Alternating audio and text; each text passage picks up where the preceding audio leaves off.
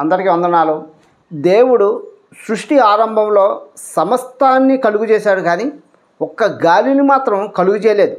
గాలిని కలుగు చేయకపోయినా ఈ సృష్టి మీదకి గాలి ఏ విధంగా ఆవిర్భవించింది అన్న అంశం మీద ఈరోజు దేవుడు మనతో మాట్లాడుతున్నారు. ఇందు నిమిత్తమై ఆదికాండం 1వ అధ్యాయం 6, 7, 8 వచనాలు. మరియు దేవుడు జలముల మధ్య ఒక విశాలము కలిగి ఆ జలములను ఈ జలములను వేరుపరచును గాకని పలికెను. దేవుడు ఆ విశాలం చేసి విశాలము క్రింది జలములను విశాలము మీది జలములను వేరుపరపగా ఆ ప్రకారమాయను. దేవుడు ఆ విశాలముకు ఆకాశమని పేరు పెట్టెను. అస్తమయమును ఉదయమును కలుగుగా 2వ దినమాయను. ఆదిలోని దేవుడు గాలి కలుగును గాక అని ఏమీ పలకలేదు. అయినప్పుడు కూడా ఈ సృష్టి మీదకి గాలి ఏ విధంగా వచ్చింది? సమస్త జీవరాశులు బ్రతకాలంటే గాలే ఆధారం. అటువంటి ముఖ్యమైన గాలిని మాత్రం దేవుడు సృష్టించలేదు. సృష్టి ఆదిలోని ఏ విధంగా ఉందంటే మొత్తం అంతా కూడా జలముతో నిండి ఉంది. ఈ జలములోని భూమి అన్నది చిన్న రేణువుగా ఉంది. అందుకని దేవుడు ఈ భూమి కోసం ఏం చెప్తున్నాడు? ఆకాశం నా సింహాసనం, భూమి నా పాదపీఠము అని చెప్తున్నారు. అంటే ఆయన పాదం పెట్టుకున్నంత చిన్నదన్నమాట భూమి. అయితే సృష్టి ఆరంభంలోని ఈ భూమి చుట్టూ కూడా జలాలు నిండి ఉన్నాయి. జలముతో నిండి ఉన్నటువంటి ఈ భూమిని జలాన్ని వేరుపరిచారు. ఎప్పుడైతే వేరుపరిచారో భూమికి జలానికి మధ్య విశాలం వచ్చింది.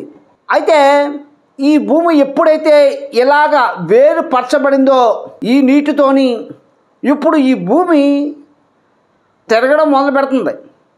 ఈ భూమి ఇలాగ తిరగడం మూలంగాన ఇప్పుడు గాలి ఉద్భవిస్తుంది. ఉదాహరణకి మన ఇంట్లోని ఫ్యాన్ వేసుకుంటే గాలి ఉద్భవిస్తుంది. ఆ గాలి ఆ రెక్కలు ఎంతవరకు ఉంటే అక్కడి దాకానే వస్తుంది, అంటే అది చుట్టుపక్కల కూడా వస్తుంది ఆ గాలి. అదేవిధంగా భూమి ఫ్యాన్ కంటే కొన్ని వేల రెట్లు స్పీడ్గా తిరగడం మూలంగా ఇప్పుడు ఏమవుతుందంటే ఈ భూమి తిరిగే ఆ స్పీడ్కి గాలి ఉద్భవిస్తుంది. దాని మూలంగా ఈ సృష్టిలోకి గాలి వచ్చింది. అందుకనే దేవుడు సృష్టిలోని గాలిని సృష్టించలేదు. అయితే ఈ గాలి మనకి ఏ విధంగా ఉంది? ఇప్పుడు మన శ్వాస పీల్చుకోవడానికి అనుకూలంగా ఉంది. అయితే దేవుడు ఏం చేశాడు? ఆదిలోని అగాధ జలానికి భూమికి మధ్యన విశాలం కలిగజేశాడు. ఈ విశాలం ఎక్కడుందంటే భూమికి చుట్టుపక్కల కూడా ఉంది.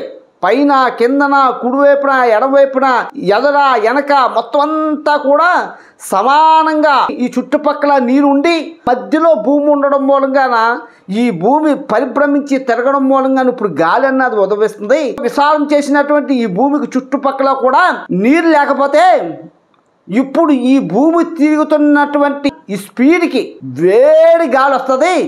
ఆ గాలిని తట్టుకొని మనం ఒక్క శ్వాస కూడా పీల్చడం క్షణాల్లో చచ్చిపోతాం.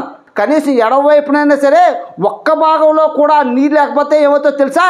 ఆ భూమి తిరిగినటువంటి స్పీడ్కి వేడి గాలి వచ్చి మనందరూ కూడా క్షణాల్లో చనిపోతాం. అందుకనే మనం పీల్చుకోవడానికి అనుకూలంగా ఈ గాలి ఉందంటే భూమికి బయట చుట్టూ కూడా జలముతో నిండి ఉండడం మూలంగానే మనం పీల్చుకున్న గాలి మనకు అనుకూలంగా చల్లగా ఉంటుంది. దానివల్ల మనిషి బ్రతకగలుగుతున్నాడు. అందుకనే దేవుడు ఆదిలోని సమస్తాన్ని సృష్టించినప్పటికి కూడా ఒక గాలిని మాత్రం కలుగు చేయలేదు. ఎందుకంటే అది భూమి తిరగడం మూలంగా ఆ గాలి అన్న దాని అంతటికి అదే ఉద్భవిస్తుంది. కనుక దేవుడు గాలిని సృష్టించలేదు ఆదిలోని. ఈ వచనం ద్వారా మనకు అర్థమవుతుంది. దేవుడికి కొద్ది మాటలు దీవించును కాక. ఆమేన్.